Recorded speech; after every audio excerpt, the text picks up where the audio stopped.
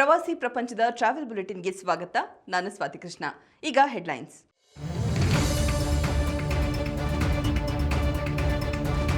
ಬಿಸಿಲ ಬೇಗೆಯಿಂದ ಪ್ರಾಣಿಗಳನ್ನು ರಕ್ಷಿಸಲು ಹೊಸ ಉಪಾಯ. 140 ಸ್ಪ್ರಿಂಕ್ಲರ್ಗಳ ಮೂಲಕ ಕೃತಕ ಮಳೆ ಸೃಷ್ಟಿಸಿದ ಮೈಸೂರು ಮೃಗಾಲಯ. ಸಂರಕ್ಷಿತ ಅರಣ್ಯ ಪ್ರದೇಶದಲ್ಲಿ ಮೊಬೈಲ್ ಬಳಕೆ ನಿಷೇಧ, ಉಲ್ಲಂಘನೆ ಕಂಡುಬಂದಲ್ಲಿ ಕಠಿಣ ಕ್ರಮಕ್ಕೆ ಅರಣ್ಯಾಧಿಕಾರಿಗಳ ಸೂಚನೆ. ಯುಎಇ ಸರ್ಕಾರದಿಂದ ಅನಿವಾಸಿ ಭಾರತೀಯರಿಗೆ ವಿಶೇಷ ಪ್ರಕಟಣೆ, ಸಾಮಾಜಿಕ ಜಾಲತಾಣದಲ್ಲಿ ಪೋಸ್ಟ್ಗಳಿಗೆ ಕಡಿವಾಣ. ಪಾರಂಪರಿಕ ಮತ್ತು ಸಾಂಸ್ಕೃತಿಕ ಇತಿಹಾಸ ಪ್ರಸ್ತುತಪಡಿಸಲು ವಿನೂತನ ಪ್ರಯೋಗ, ಹೆರಿಟೇಜ್ ವಾಕಿಂಗ್ ಟ್ರೆಂಡ್ ಮೂಲಕ ಜನರ ಮನಗೆದ್ದ ದೆಹಲಿ ಸರ್ಕಾರ. ಬೇಸಗೆ ಪ್ರಾರಂಭವಾಗುತ್ತಿದ್ದಂತೆ ವಾತಾವರಣದಲ್ಲಿ ಬದಲಾವಣೆಗಳಾಗಿದೆ. ತಾಪಮಾನದ ದಿಢೀರ್ ಏರಿಕೆಯಿಂದಾಗಿ ಸಹಜವಾಗಿ ನಮಗಷ್ಟೇ ಅಲ್ಲದೆ ಪಕ್ಷಿ ಪ್ರಾಣಿಗಳಿಗೂ ಸಮಸ್ಯೆ ಉಂಟಾಗಿದೆ.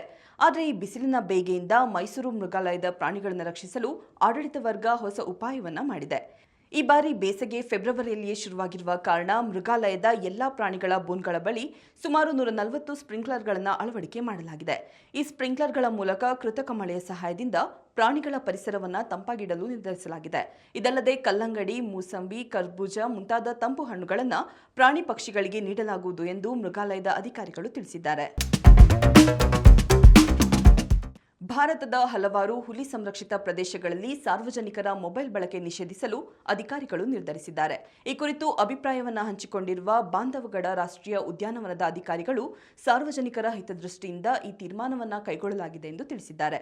ಮೊಬೈಲ್ಗಳಲ್ಲಿ ಫೋಟೋ ಕ್ಲಿಕ್ಕಿಸುವ ಭರದಲ್ಲಿ ವಾಹನದಿಂದ ಕೈ ಹೊರಗೆ ಹಾಕುವುದು ಅಥವಾ ವಾಹನವನ್ನು ನಿಲ್ಲಿಸುವುದರಿಂದ ಪ್ರಾಣಿಗಳಿಗೆ ಕಿರಿಕಿರಿ ಅನುಭವವಾಗುತ್ತೆ. ಇದರಿಂದಾಗಿ ಪ್ರಾಣಿಗಳ ವರ್ತನೆಯಲ್ಲೂ ಬದಲಾವಣೆ ಕಾಣುತ್ತಿದೆ.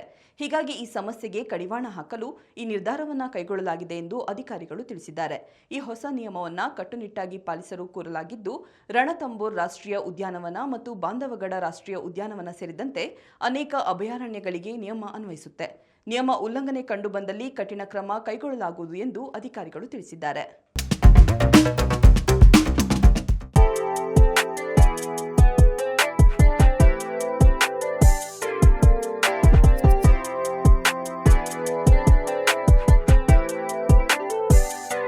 ಸೈಪ್ರಸ್ನಲ್ಲಿ ಮನುಷ್ಯರಿಗಿಂತ ಹೆಚ್ಚು ಬೆಕ್ಕುಗಳಿದೆ ಎಂದು ಹೇಳಲಾಗುತ್ತೆ. 4ನೇ ಶತಮಾನದಲ್ಲಿ ದ್ವೀಪದಲ್ಲಿ ಹಾವಿನ ಕಾಟ ಹೆಚ್ಚಾದಾಗ ಸೆಂಟ್ ಹೆಲೆನಾ ಎಂಬುವರು ಹಾವನ್ನು ಹಿಡಿಯಲು ಹಡಗುಗಳಲ್ಲಿ ಸಾವಿರಾರು ಬೆಕ್ಕುಗಳನ್ನು ಇಲ್ಲಿಗೆ ತಂದರಂತೆ. ಅಂದಿನಿಂದ ಇಂದಿನವರೆಗೆ ಬೆಕ್ಕುಗಳು ಈ ದ್ವೀಪದ ಅವಿಭಾಜ್ಯ ಅಂಗವಾಗಿದೆ. ಸೈಪ್ರಸ್ನಲ್ಲಿ ಉತ್ಪಾದನೆಯಾಗುವ ಕಮಾಂಡರಿಯಾ ಎಂಬ ವೈನ್ ಜಗತ್ತಿನಲ್ಲೇ ಅತಿ ಹಳೆಯ ಹೆಸರುಳ್ಳ ವೈನ್ ಆಗಿದೆ. ಇದರ ಇತಿಹಾಸ ಸುಮಾರು 5000 ವರ್ಷಗಳಷ್ಟು ಹಳೆಯದು. 12ನೇ ಶತಮಾನದಲ್ಲಿ ಇಂಗ್ಲೆಂಡ್ನ ರಾಜ ರಿಚರ್ಡ್ ಈ ವೈನ್ ಅನ್ನ ರಾಜರ ವೈನ್ ಮತ್ತು ವೈನ್ಗಳ ರಾಜ ಎಂದು ಕರೆದಿದ್ದನು. ಸೈಪ್ರಸ್ನ ರಾಜಧಾನಿ ಜಗತ್ತಿನ ಏಕೈಕ ವಿಭಜಿತ ರಾಜಧಾನಿ. ಈ ನಗರದ ಮಧ್ಯದಲ್ಲಿ ಒಂದು ಗ್ರೀನ್ ಲೈನ್ ಇದ್ದು, ಇದು ನಗರವನ್ನ ಗ್ರೀಕ್ ಸೈಪ್ರಿಯೋಟ್ ಮತ್ತು ಟರ್ಕಿಶ್ ಸೈಪ್ರಿಯೋಟ್ ಎಂಬ 2 ಭಾಗಗಳಾಗಿ ವಿಂಗಡಿಸುತ್ತೆ. ಈ ಗಡಿಯನ್ನ ವಿಶ್ವಸಂಸ್ಥೆಯು ಕಾಯುತ್ತದೆ. ಸೈಪ್ರಸ್ನ ರಾಜಧಾನಿ ಯಾವುದು? ಯುಎಇನಲ್ಲಿರುವ ಭಾರತೀಯರಿಗೆ ಅಲ್ಲಿನ ಸರ್ಕಾರ ಪ್ರಕಟಣೆಯನ್ನು ಬಿಡುಗಡೆ ಮಾಡಿದೆ. ಇಸ್ರೇಲ್, ಅಮೆರಿಕ ಮತ್ತು ಇರಾನ್ ನಡುವಿನ ಯುದ್ಧದ ಕಾವು ಯುಎಇಗೂ ತಟ್ಟಿದೆ. ಇರಾನ್ ಯುಎಇ ಮೇಲೂ ಆಕ್ರಮಣ ಮಾಡಿದ್ದು ಕೆಲವು ಮುನ್ನೆಚ್ಚರಿಕಾ ಕ್ರಮಗಳನ್ನು ಕೈಗೊಂಡಿದೆ. ಸರ್ಕಾರದ ಪ್ರಕಟಣೆಯಲ್ಲಿ ಯುಎಇಯಲ್ಲಿ ಭಾರತೀಯರು ಯಾರೂ ಕೂಡ ಯುದ್ಧದ ಕುರಿತು ಅಥವಾ ಅಲ್ಲಿನ ಸನ್ನಿವೇಶಗಳ ಕುರಿತು ಸಾಮಾಜಿಕ ಜಾಲತಾಣದಲ್ಲಿ ಮಾಹಿತಿಯನ್ನು ಹಂಚಿಕೊಳ್ಳುವಂತಿಲ್ಲ, ಯಾವುದೇ ವಿಡಿಯೋ ತುಣುಕುಗಳನ್ನು ಪೋಸ್ಟ್ ಮಾಡುವಂತಿಲ್ಲ. ಈ ನಿಯಮಗಳ ಉಲ್ಲಂಘನೆ ಕಂಡುಬಂದಲ್ಲಿ ಕಠಿಣ ಕ್ರಮ ಕೈಗೊಳ್ಳಲಾಗುವುದು ಎಂದು ಯುಎಇ ಸರ್ಕಾರ ತಿಳಿಸಿದೆ.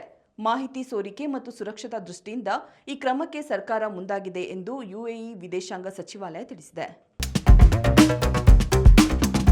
ರಾಷ್ಟ್ರ ರಾಜಧಾನಿ ದೆಹಲಿಯಲ್ಲಿ ಪಾರಂಪರಿಕ ಮತ್ತು ಸಾಂಸ್ಕೃತಿಕ ಇತಿಹಾಸವನ್ನು ಪ್ರಸ್ತುತಪಡಿಸಲು ವಿನೂತನ ಪ್ರಯತ್ನಕ್ಕೆ ಸರ್ಕಾರ ಮುಂದಾಗಿದೆ.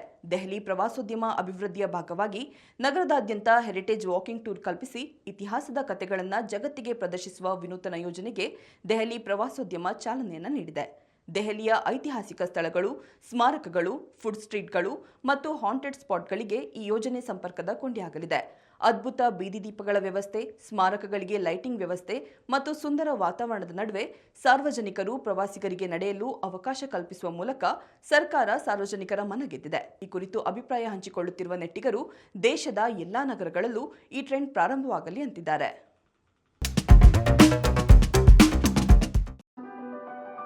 ಈಗ ಕ್ವಿಜ್ ಟೈಮ್. ಇಂದಿನ ಪ್ರಶ್ನೆ, ಭಾರತದಲ್ಲಿರುವ ಅತಿದೊಡ್ಡ ಸಿಹಿ ನೀರಿನ ಸರೋವರದ ಹೆಸರೇನು?